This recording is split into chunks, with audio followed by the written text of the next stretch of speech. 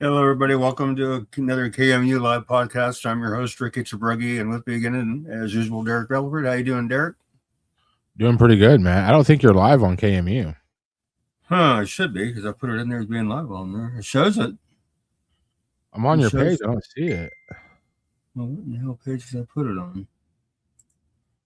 Oh. No, it shows it. It should be on there. Okay. That's weird. I just don't see it. Last couple times I've done the live on there, it's not showing up on there for some stupid reason. Because I set that as a destination. So yeah. Apologize for how I'm sounding. I no longer have upper teeth. For those of you who've been following along with this situation, they were all pulled last Wednesday, and yeah, then on July 8th, all the bottom ones come out. So I'll really be sounding wonderful. Was it painful to get all your teeth yanked out, or what was that like? It was, but not as bad as I figured it was going to be. I figured it'd be a lot worse. Yeah. The dentist did take me off work for 3 days so I could heal up and make sure everything was clotting like it was supposed to and stuff like that. Yeah, I've had some teeth pulled over the last few years, and what was weird to me is how just the needles to numb my gums was way worse than anything else. Oh, yeah. And it wasn't even like that was awful, but I don't like that the first couple of stabs because you obviously aren't numb yet. Mm-hmm. It's just a weird feeling with somebody stabbing your gums with a needle. But once that numbing stuff's in there, they could hit me with whatever they want. I mean, I don't feel anything. The worst ones were the ones that he shot up in behind my teeth up at the top. I literally, my back was arched off that table when he was doing those because it hurt so bad. But yeah, so we're halfway there. Then after these are pulled, I can also get my surgery rescheduled and look forward to getting that done to get everything straightened out in there. Hopefully keep me around a good long time that way. Yeah, man. You got a lot of work to do. Queenie's saying the two front teeth are the worst. I'm trying to remember if they were the worst or not, because I had some on the sides that were pretty darn stubborn. Even had to use the drill a few times. Which I don't even like the smell of the drill when they hit the teeth. It's like, it's pretty foul. It's not fun. Yeah. Let me get these comments on the screen here, man. Let me get them up here.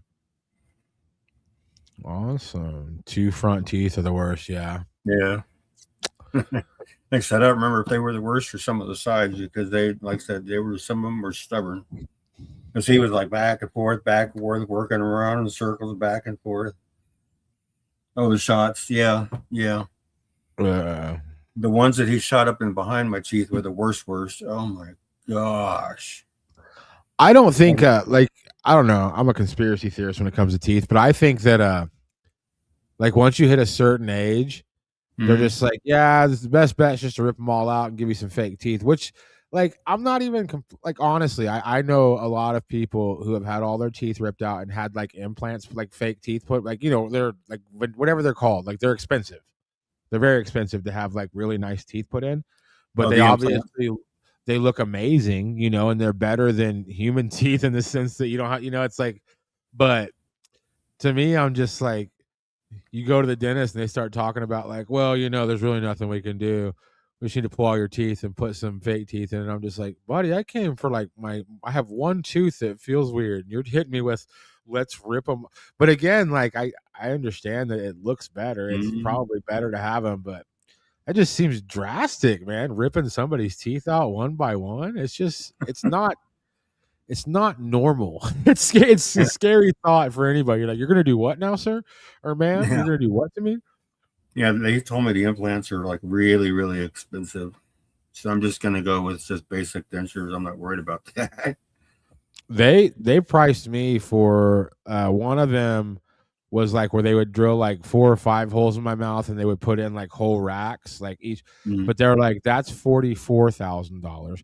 But if you want a hole for every tooth, which is like however many that is, like a bunch of holes, and then you can take each tooth out one at a time, and it's only $65,000. And I'm like, all right, I had to do that thing where like I'm like, you pretend like you're considering it. You're like, well, not right now. I do need to go home and talk to my wife and see what she wants to do.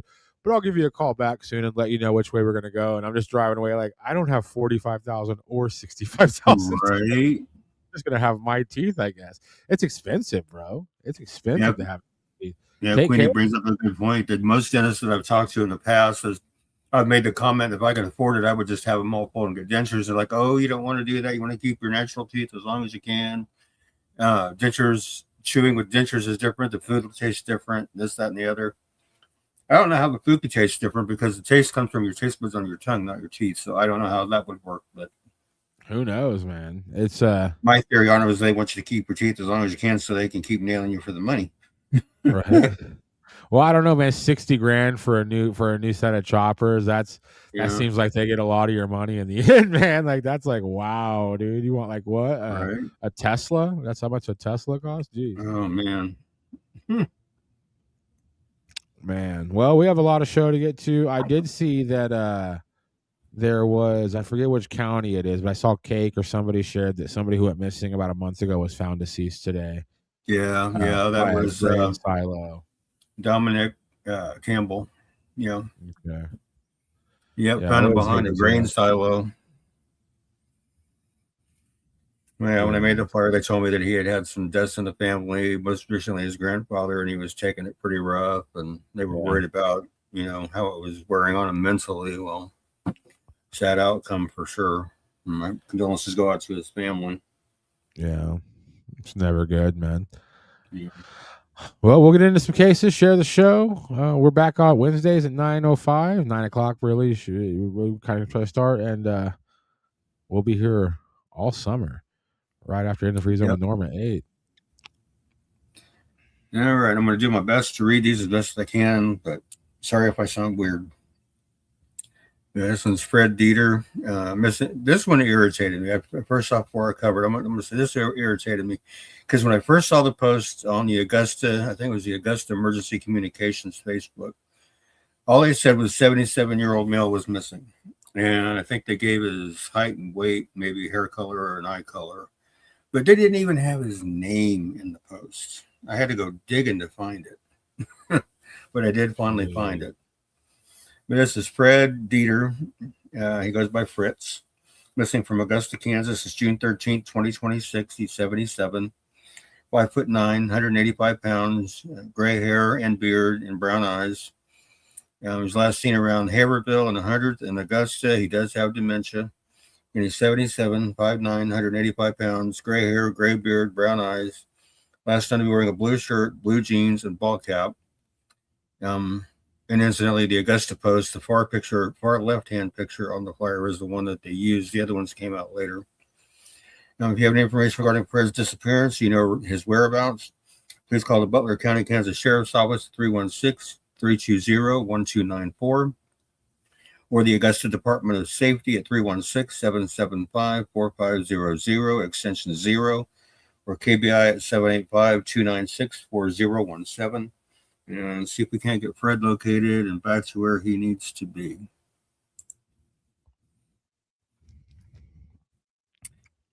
Yeah, that one. I just happened to run across the Salina Post article about Tobin Sawyers and jumped on that one right away to get it out. I wanted to get it out as quick as I could. I don't know him or his family, but I was just glad he was found safe. So that was a good ending for that one. It was a strange circumstance. So according to the reports, he had gone out Sunday afternoon about 1:30 to do yard work. And was out there doing yard work. His kids went out and talked to him, went back in the house, came back out about 4:30, and he was gone. And on Tuesday, they filed a missing persons report. So, and then, like I said, I saw the Salina Post article this morning and jumped on the flyer and got it put out as quick as I could get it put out. And it shared quite a few times, 120 or 130 sometimes it shared before he was found. So, like I said, I am glad he was located. All right, this is Catherine Adam, missing from Salina, Kansas, since April 29th, 1993. She was 35 when she went missing. She's now 68. 5'4", 120 pounds, brown hair, brown eyes. She was last seen at 4:30 a.m. on April 29th, 1993, at a quick shop convenience store in the 1700 block of West Crawford Street in Salina. She drove a white full-size Ford van with "She Has Legs" written on the sides in white and blue lettering. Her van turned up abandoned at 5:45 p.m. the day after she went missing at Russell's Restaurant in the 600 block of West Point Boulevard. It was parked on the north side. The restaurant at that time was closed for remodeling. The van was spattered with mud on the outside and blood-soaked on the inside. A large amount of blood was also found at a storage unit in West Salina where Catherine, she picked up her stock each day. There was no sign of her there or at the restaurant, and she's never been heard from again. Police speculate someone attacked Catherine when she went inside the storage unit. It appeared they interrupted her in the process of loading her merchandise into her van, leaving the door of the unit open. Kathy was separated from her husband at the time of her disappearance and had a teenage daughter. Her case does remain unsolved. And I did read in one Salina Journal article that they said they did question the husband extensively and he was cleared. So they apparently determined he wasn't involved. If you have any information regarding Catherine Adams' disappearance, you know her whereabouts, please call the Salina, Kansas Police Department at 785-826-7210. Or Crime Stoppers at 785-825-8477, or you can text SA Tips to Crimes 274-637, or you can go to www.pd.salina.org and follow the Crime Stoppers link to submit your tip that way, or you can call the KBI at 785-296-4017 or 1-800-572-7463. And they have recently reclassified her case as an unsolved homicide based on the amount of blood that was in the van and out of the storage facility. Really? Yeah, they believe that there was no way that she could survive the injuries or survive her injuries from that much blood loss. So it has been classified as an unsolved homicide now. When was that changed? Because I remember asking you, because there was a couple of cases that I would ask you, like, why doesn't it say suspicious death or unsolved? Yeah. When did they officially change that? I can't remember when that was. It's been a few years ago or so. Oh, okay. It's not like super new. And Queenie was saying she missed what I said about Tobin Sawyer, so I'll go over that again real quick. Said she had to leave the room. According to what the reports came out and said, he had gone out to his outside to do yard work. About 1:30, his kids went out to talk to him, went back inside, came back out at 4:30 again to talk to him, and he wasn't there, couldn't be found. Police were called. Other agencies apparently were called. They did an extensive search, couldn't find him. So on Tuesday, the missing persons report was filed. Why the 2-day delay? I don't know, because they should have had that filed right away, according to Canada's missing persons statute. But they did find him safe today. So at least they did find him safe. I'm glad of that, because I really don't like putting located deceased on flyers, but sometimes it has to happen, I've said it before, a lot of it, us missing persons advocates, we would like to be able to put located safe on every flyer, but realistically, it's not always going to happen. And it's a sad thing when it doesn't happen, but at least he was found safe. So that's a good thing. Whenever you and I did that Salina tour, you showed me all the places where these crimes happened. Yeah. You took me to the storage area where she was, attacked. And yeah. I'm pretty sure there was like, it had like you had to put like a security number to even get onto the property. Right. Do you know if it was like that in 93? Was it like, did you have to have a code to even get into the premises? Because I'm trying to remember. I'm trying to remember if there was, because I've always been out that way in that part of town for one reason or another over the years. I briefly went to, it's now called K-State Salina, but back when I went to it was Kansas Technical Institute. So I've been out that direction multiple times over the years for many different reasons. My kids lived out in the airport apartments, is out just south of that for a while. When they were growing up, 1993, I'm trying to remember. I want to say it might have, but I'm not 100% sure. Probably, maybe not, because things were different, back then, but possible. Because I know a buddy of mine had a storage unit north of town, pretty close to the same time frame, and it was gated and locked, and had to have a code to get in. So I'm not 100% sure. Like, because Salina's like, so where I'm from, like Elkhart, like Hugoton, like Lake Kansas, like it's not super unheard of to see like a storage facility for rent and there's no fence. It's just you have your lock, you know. But usually in cities, it seems like most places have like some type of like secondary security feature other than your lock on your unit. Like you usually have a you ever have a U-Haul place where you if you forget your card or whatever the mechanism is to open the gate, and you're gonna have to, it's like they're pretty locked down. But to me, like, and again, say it did have that, I don't know if that system was sophisticated enough in 93 to basically be able to check like a database of who all opened that gate, you know, 3 or 4 hours before. And then there's also the possibility she was at that gas station there in that top left picture. I am just speculating, just making conversation, but there's a chance somebody could have like hidden her van while she was parked in the parking lot, you know, and just rode with her to the. So it wouldn't solve. It's not like wouldn't be a gotcha thing, but I was just kind of curious if there was any kind of code to get in, which I assume there probably would be in Salina, but I don't know. No. See, that's one of the biggest questions I had was if it did have a locked, coded gate, how did he get into attacker there if it was locked? So you might have a point. I mean, he could have maybe jumped in the van while she was inside Quick Shop that night. You know, I mean, we know Quick Shop had at least a security camera on the inside, but did they have one on the outside? Yeah, I don't know. There's no telling, man. I guess just, and then also, there's always the she puts the code in, and then kind of like Back to the Future style, Marty McFly just sneaks in behind the van, you know.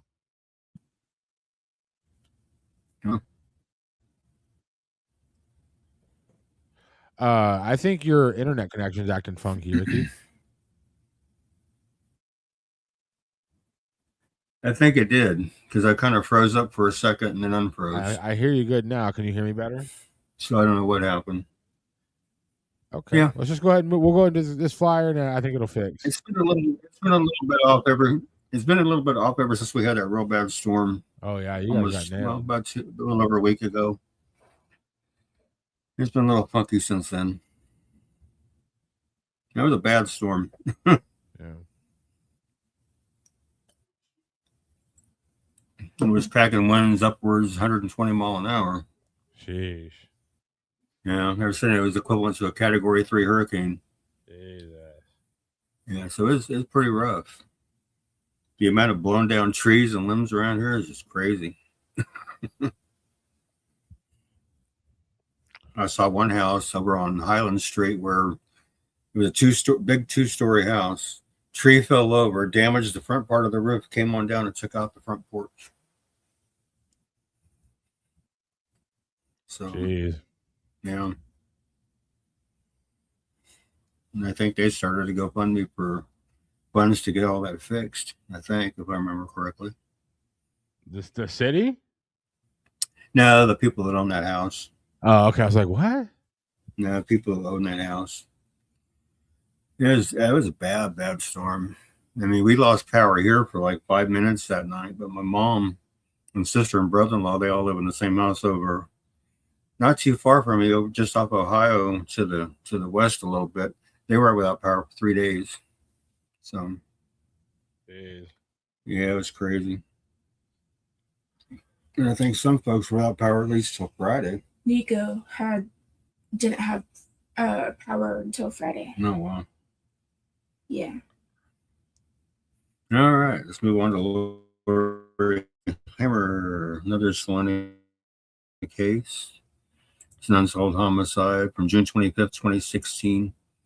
Lori Heimer was brutally stabbed in her rural area, Kansas home on June 25th, 2016. She ran her business, Lori's Poodle Patch, from her home. Lori was a licensed breeder of miniature-sized poodles and was licensed through the state of Kansas. Kansas Bureau of Investigation was contacted to assist Saline County Sheriffs in the investigation. They responded with agents and their crime scene response team.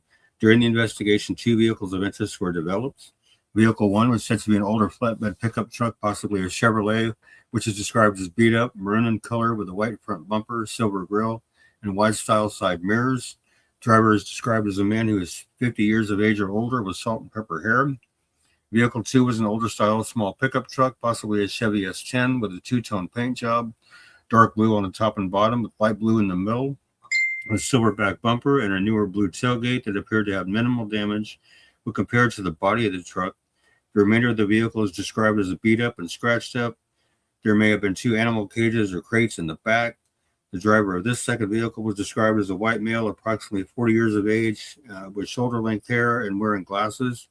Investigators have said they would like to locate these 2 vehicles. They would also like to speak to anyone that had contact or a business appointment with Heimer at any time during or between June 20th and 25th, 2016. If you have any information regarding the homicide of Lori Heimer, please call Saline County, Kansas Sheriff's Office at 785-826-6500 with KBI at 800-572-7463. There is a reward of $37,500 available for information that leads to the arrest and conviction of the person or persons responsible for Lori's murder. So if you have any information at all that may help progress this case forward, please get it in as soon as you can so they can follow it and see if it takes them to where they need to go. Hopefully they eventually will get somebody held responsible for that. Is that me dinging? Mm-hmm. Okay. Pretty brutal situation out there. Yeah. Definitely is. Another one from Salina. Haley Davis, one we've been following for quite a long time too, missing from Salina, Kansas since July 21st, 2023. 19 when she was missing. She's now 22, 5'6" to 5'7", weighs between 190 and 200 pounds. Her hair was last known to be dyed bleach blonde, and she has blue eyes. She left Salina, Kansas with a male acquaintance to go to Wichita. She was last active on social media and last heard from July 21st, 2023. Wichita police say the investigation has led them to believe that Haley may be deceased. And when she went missing, she was 19. She's now 21, 5'6" to 5'7", weighs between 190 and 200 pounds. Her hair was last known to be dyed bleach blonde, and she has blue eyes. If you have any information regarding Haley's disappearance, you know her whereabouts or the location of her remains, please call Detective Owen at 316-268-4185, or you can email aowen@wichita.gov. To remain anonymous, you can call Crime Stoppers at 316-267-2111, or KBI at 785-296-4017, or the 1-800-572-7463. There's also that QR code down there in the Crime Stoppers banner. You can scan that one and it'll take you to a form on the website. You can fill out some information that way. So yeah, if you have anything on Haley's case, please get it in and see if it's something that'll lead to help getting her located and back home.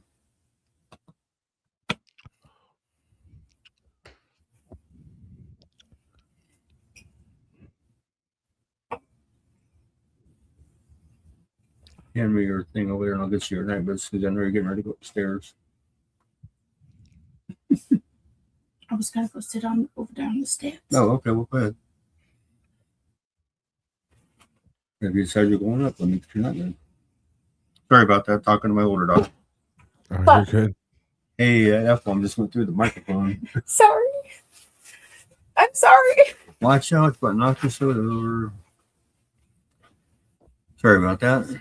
Okay, this one is Ethan McCollum. Missing from Fort Riley, Kansas. It's April 27th, 2026. He's 17, 6'1", 140 pounds, brown hair, brown eyes, and he does wear eyeglasses. If you have any information regarding Ethan's disappearance, you know his whereabouts, please call the Fort Riley, Kansas Police Department at 785-239-3055 or the KBI at 785-296-4017 and see if we can't get Ethan located and back to where he needs to be.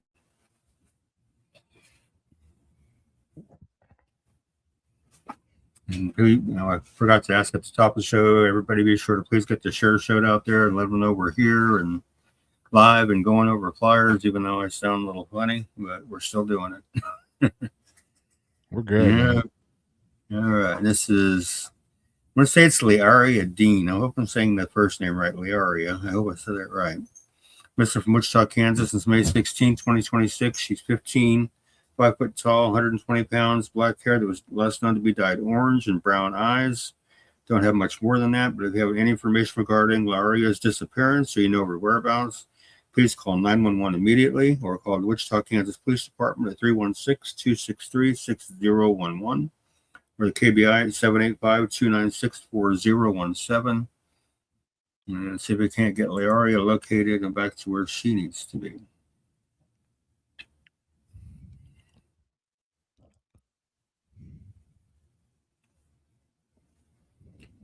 All right, Hunter McKinney. This is one of a few that I've been asked to reshare. Hunter McKinney, missing from Wichita, Kansas since April 22nd, 2026. 17, 6 foot 4, 160 pounds, light brown hair, blue-green eyes. Has a tattoo of a skeleton on the back of it, or a skeleton hand on the back of his left hand. Yeah, if you have any more information regarding Hunter's disappearance, you know his whereabouts, please call 911 immediately or call the Wichita, Kansas Police Department at 316-263-6011 or KBI at 785-296-4017 and see if we can't get Hunter located and back to where he needs to be. It's been a few months now, or a couple months, so let's see if we can't get him located.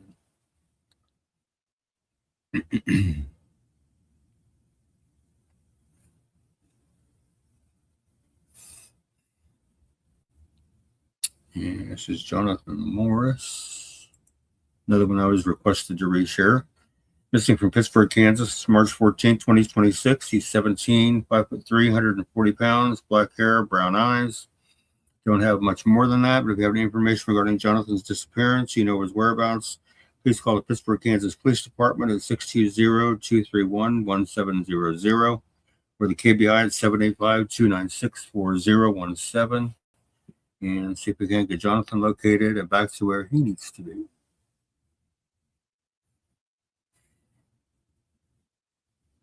Yes, sir. And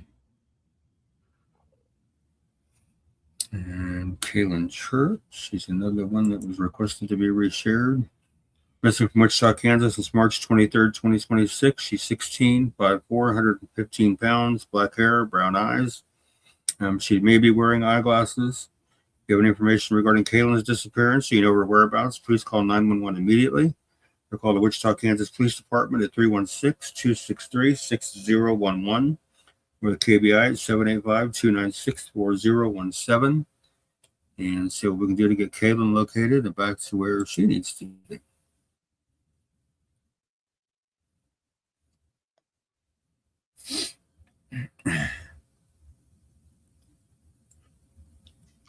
Is Alexander Perez like ever since that arrest and everything? He's like off of all the sites, right? Like since they never found his remains, is he still considered like missing, or what is his official?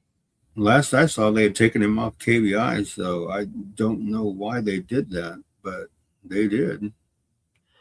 I'm gonna look real quick to see if that still remains, but we had a source tell me that guy that they had arrested in Garden City, that he was under the impression that the judge had thrown that part out, but when I do research, it says that Oscar guy in Garden City is charged and incarcerated. Like it seems, and I don't know, I can't say that's 100% factual, but I've seen multiple like things that say like, no, that was essentially solved. They don't have his body, but somebody was convicted of taking him out, basically, is what I've read in multiple places. I just don't I don't know how to find anything official. Like I don't either. But yeah, he's not on KBI anymore. So I think the only way, because like I think the only way they would take him down is if maybe the reason they aren't looking for them is because they, some of those rumors we heard, maybe there's nothing to look for, like, like maybe they just know like his fate, basically. Yeah. Whether the guy that they thought did it or not, I don't know. But I just thought it was weird that they took him down, because even when bodies aren't recovered, they still leave them on there usually. But yeah, that's what I thought. I'm a little confused by it all. I wish I could get somebody to explain it to me. Yeah, that's interesting. Yeah. Yeah, and this is Adam Hemmingson. Interesting name I've never heard before. Missing from Wichita, Kansas. Got a lot of Wichita tonight. Missing since March 25th, 2026. He's 17, 6 foot tall, 110 pounds, sandy brown hair and blue eyes. If you have any information regarding Adam's disappearance, you know his whereabouts, please call 911 immediately or call the Wichita, Kansas Police Department at 316-263-6011 or the KBI at 785-296-4017 and see if we can't get Adam located and back to where he needs to be.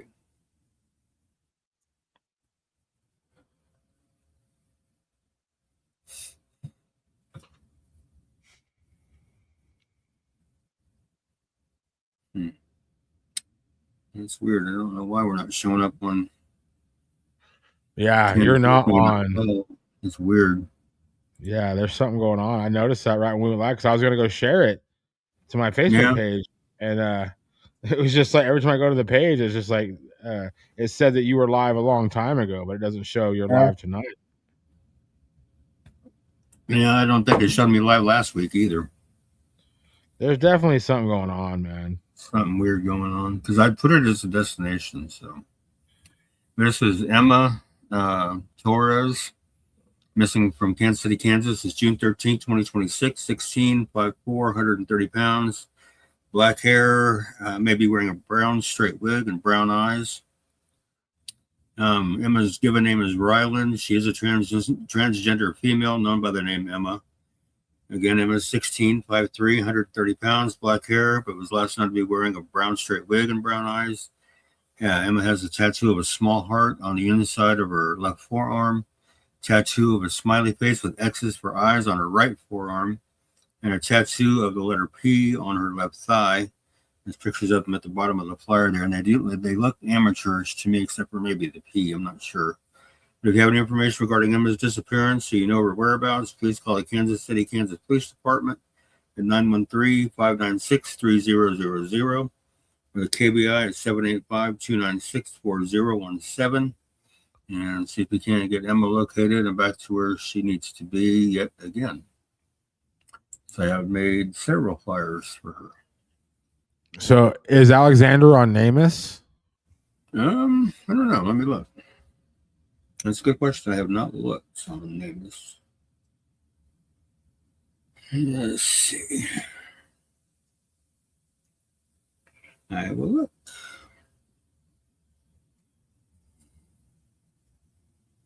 Let's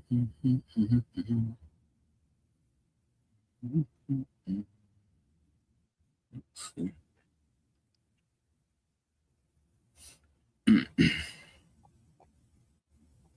I just want the state, please.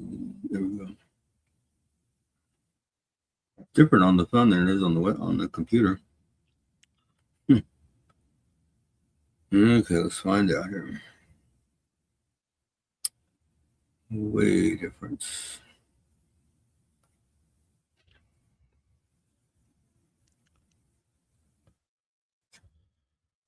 I believe he is on NamUs. Trying to remember what year he went missing. He went missing in 2020, December 14th, 2020. Okay, thank you. Yep.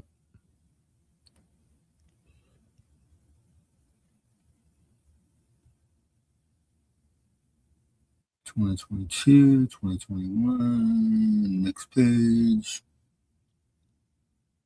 Nope, he's been removed from there as well, it looks like. Oh no, the dates kind of jump around a little bit. Read up to the top here. Here we go. 2021, 2021, 20. Nope, he's still on NamUs. He's still there. Okay. All right. So this is what I got. Mm-hmm. It says Alexandra AJ Perez, 35, Ulysses, Kansas, Grant County, was reported missing on December 14th, 2020. He had last contacted a family member by phone on December 1st, saying he planned to come wash clothes. He was believed to be in Garden City, Finney County area at the time. By January 2021, authorities, Grant County officials with KBI assistance suspected foul play. They believe Perez was killed on or around December 6, 2020. That voicemail we got was from December 6th. So that voicemail that we had, I have it somewhere. I don't have it on me. That sounds like, from what the state's saying, that was the night he died. That's chilling to know that you and I have listened to that so many times, and he knew it was coming, I think. Okay, so this is investigate, and this is crazy. Nobody really covered this, but this is real. The Kansas Bureau of Investigation and Finney County Sheriff's Office led a lengthy probe. This included a search warrant served in a Garden City neighborhood in June 2023. And on December 27th, 2023, Oscar Corrales Jr., 44, of Garden City, was arrested at the Finney County Jail, where he was already being held on unrelated charges. He faced a warrant of second-degree murder in connection with Perez's death, plus racketeering, possession of methamphetamines with intent to distribute, drug paraphernalia, and theft. Sentencing and outcome. In a plea agreement, Corrales pleaded guilty to engaging in a pattern of racketeering activity. On May 27th, 2025, he was sentenced to 156 months, 13 years in the Kansas Department of Corrections. The racketeering operation involved drug trafficking, methamphetamine and fentanyl, theft of vehicles, tools, and electronics, and the 2020 murder of Alexandra A.J. Perez, allegedly to protect Corrales' criminal activities. Corrales reportedly accused Perez of stealing property that Corrales himself had stolen from others. That's from KSN. Perez's body has never been found. The KBI continues to seek information about the location of his remains. Anyone with information, it says that he remains on NamUs, as they have never recovered his remains. But says this here. That guy basically pled guilty to killing AJ. Well, maybe I should get this flyer going again then. I mean, I think I've left it on the page. I'll have to look for sure, but I don't think I ever took it down. But maybe we need to start covering them again.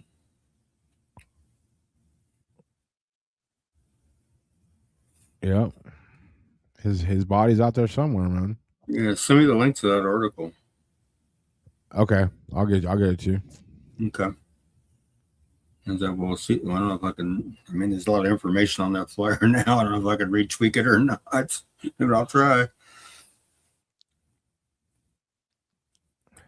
Okay, now we're moving out of state. And where you at? This is Alana Gonzalez. I just did this one today. Missing from Kansas City, Missouri since May 11th, 2026. She's 17. 5 foot to 5'1", 100 pounds, black hair, brown eyes. She was last seen about 8:30 p.m. on May 11, 2026 in the area of the 11,000 block of Corrington in Kansas City. Again, she's 17, 5 foot to 5'1", weighs 100 pounds, black hair, brown eyes. Last seen wearing a black hooded sweatshirt, black sweatpants, and black Crocs.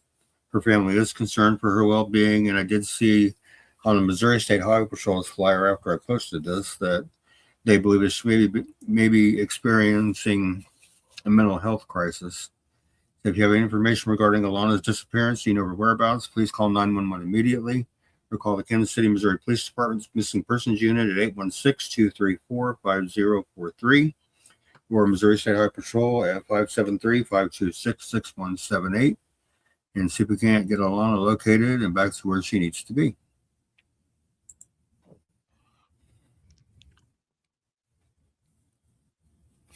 And this is Courtney Bell Erickson. Missing from Independence, Missouri since May 18, 2026. She's 16, 5'1", 113 pounds, brown hair, brown eyes. She's last seen in the 17,000 block of East Hidden Valley Road in Independence. She may be experiencing mental health challenges. She may possibly be in Blue Springs, Missouri with James Munhall. Again, she's 16, 5'1", 113 pounds, brown hair, brown eyes. If you have any information regarding Courtney's disappearance or you know her whereabouts, please call Detective W. Thompson at 816-714-4456 or email wthompson@indepmo.org or call the Independence, Missouri Police Department at 816-325-7300 and see if we can get Courtney located and back to where she needs to be. I included the name James Munhall on that because it was released by police, so I felt confident going ahead and putting it on there. Usually I don't unless police release it, and since they did, I went ahead and put it on there. Now, I don't know if this James Munhall is a juvenile or adult. I would assume an adult, but but I don't know for 100%. Yeah. All right, this Ethan Lee Keith, and he is missing from Lexington, Missouri since March 13th, 2026. He's 17, 5'5", 120 pounds, brown hair, blue eyes. He does have some serious mental health concerns and is currently without his medication.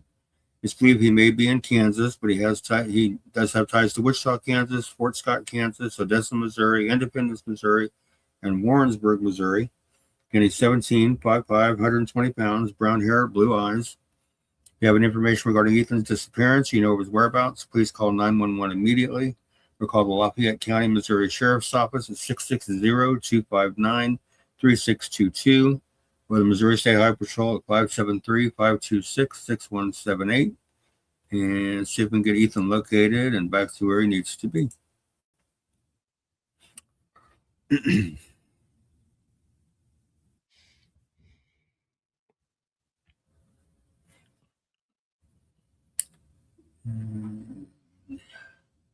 This one is Jamie Gerton Holbrook, missing from Pineville, Missouri since June 12, 2025.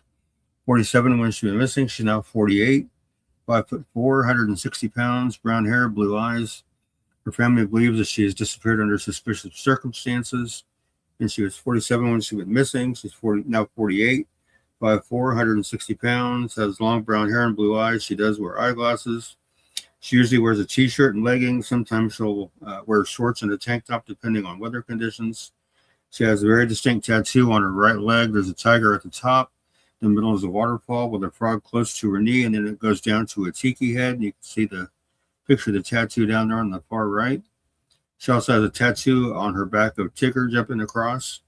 If you have any information regarding Jamie's disappearance, you know her whereabouts, please call the McDonald County, Missouri Sheriff's Office at 417-223-4319 or Missouri State Highway Patrol at 573-526-6178. And let's see what we can do to get Jamie located and back to where she needs to be. My back. My back. Oh. All right. Sorry about that.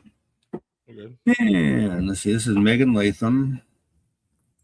Missing from, I'm not saying this right or not, Potosi, Missouri. Since April 17, 2026. She's 39.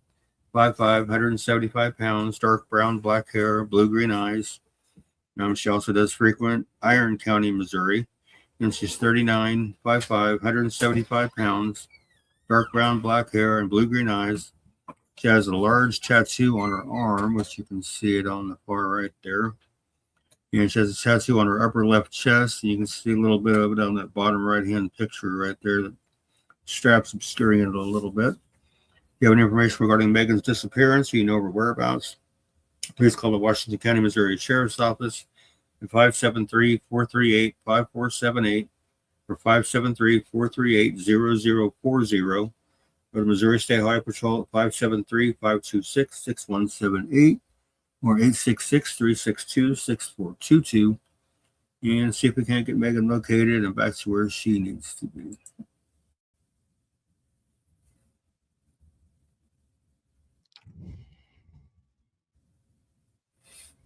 All right.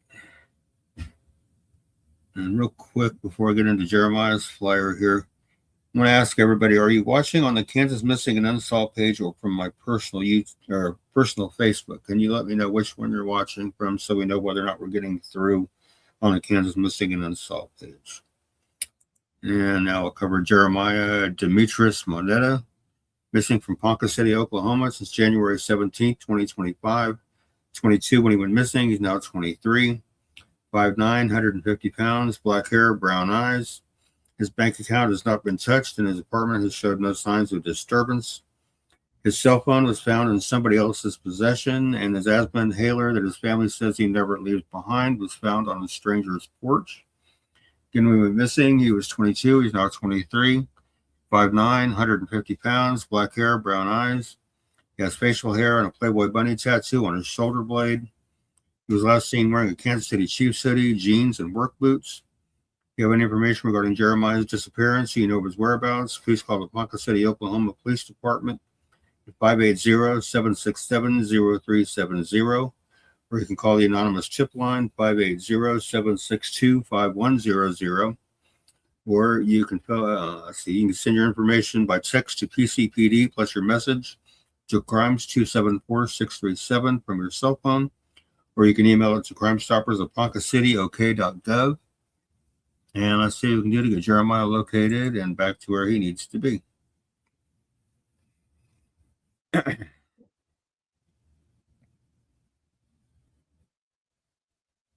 And Dana Bruce, and then I think we have one more after her. Dana Bruce, missing from Sedalia, Missouri since October 4th, 2008. 23 when she went missing. Now 40 years old, 5'2", 98 pounds, brown hair, green or hazel eyes. She was last seen at her children's babysitter's home in Sedalia, Missouri. She had left the children there earlier that day so she could go out for the evening. She returned at midnight and gave the babysitter more money and asked her to watch the children for the rest of the night. She was last seen at Malone's Bar on Main Street with a young man driving a late model. Originally, it was reported red Ford F-150, but it's now coming out that it was actually green truck earlier on the night of her disappearance. She left with that man at 11:30 p.m.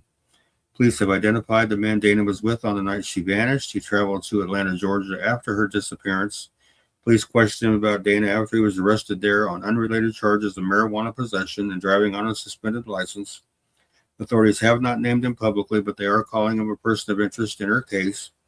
Told his questioners that he and Dana parted ways after they left the bar and he never saw her after that. She left all of her belongings behind, including her hairbrush, toothbrush, doesn't have any credit cards, debit cards, checking account, cell phone, or a car. Then she was 23 when she went missing. She would now be 40, 5'2", 98 pounds. She had brown hair that was colored brown at the roots, black at the ends with red highlights and green or hazel eyes. Last known to be wearing a black shirt with the word Rebel and silver lettering on the front and blue jeans.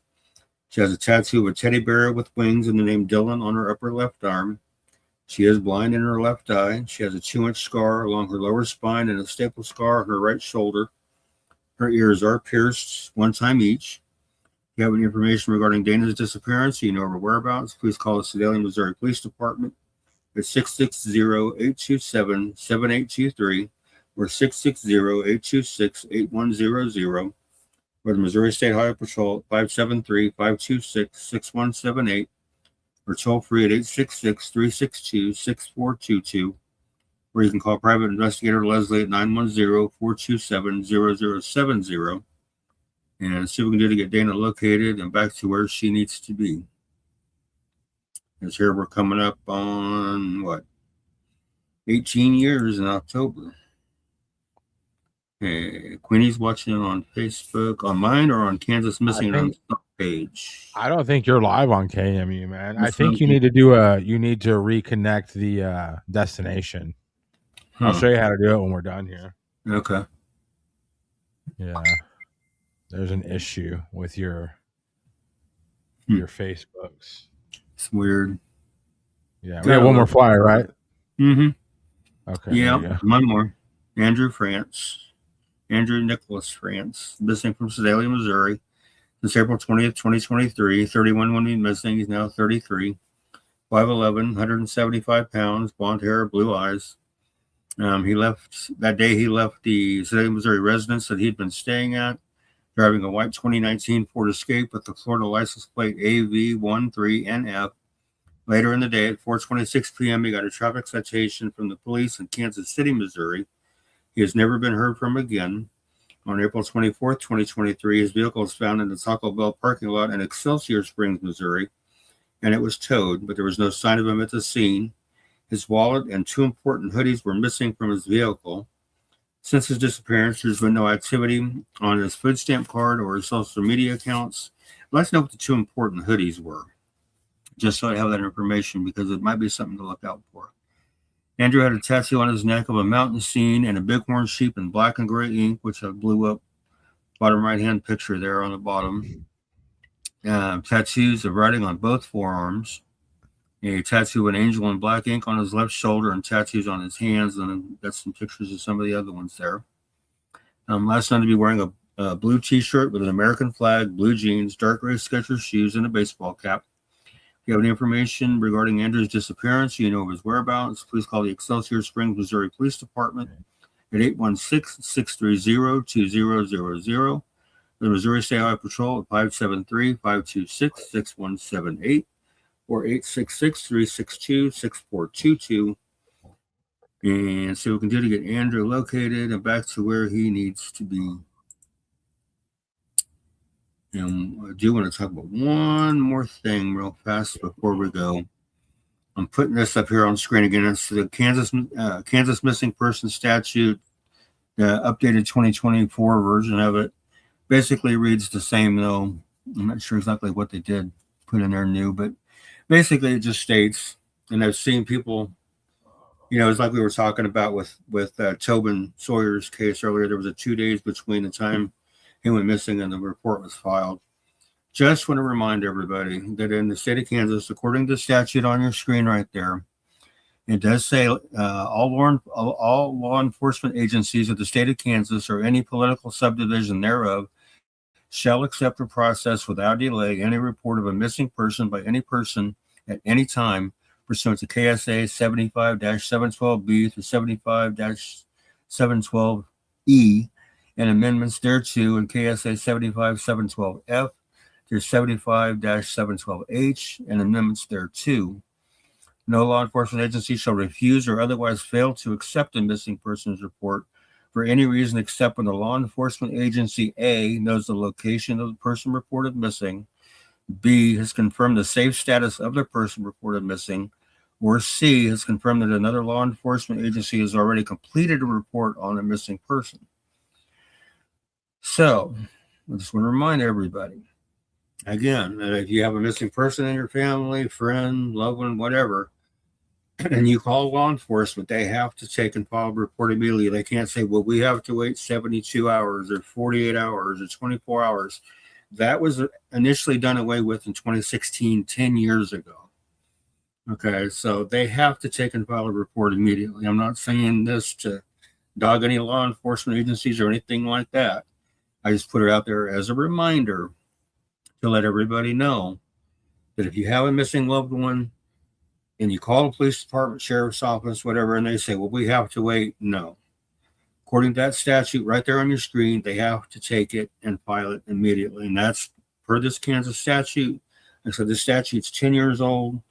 The last update that I know of is where it used to say had to be filed in a timely manner, and somebody come along and said, no, that gives them too much wiggle room.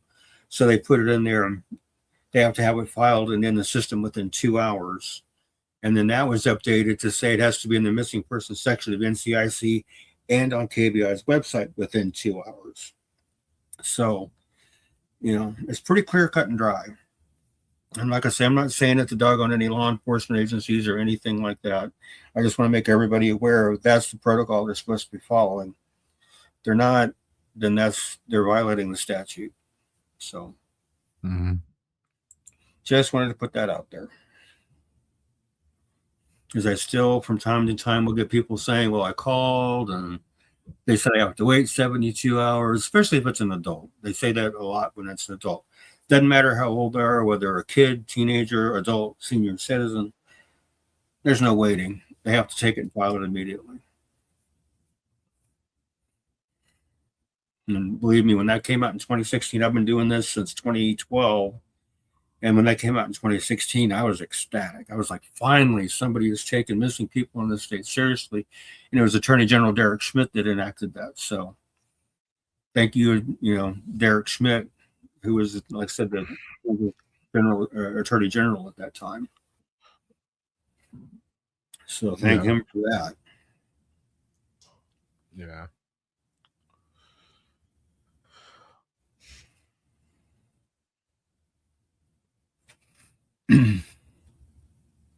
Let's see here. We're about ready for this, I do believe. Yeah. And then we thank everybody for hanging with us tonight and going over these cases with us and let me rant a little bit about the missing person statute. Like I said, I'm not doing it to dog on any law enforcement agencies anywhere or anything like that. I just put it out there from time to time as a reminder that it's still very much an active statute that has to be followed and needs to be followed. They need to treat every missing person, regardless of the situation, with the utmost importance out of respect for the family of that missing person.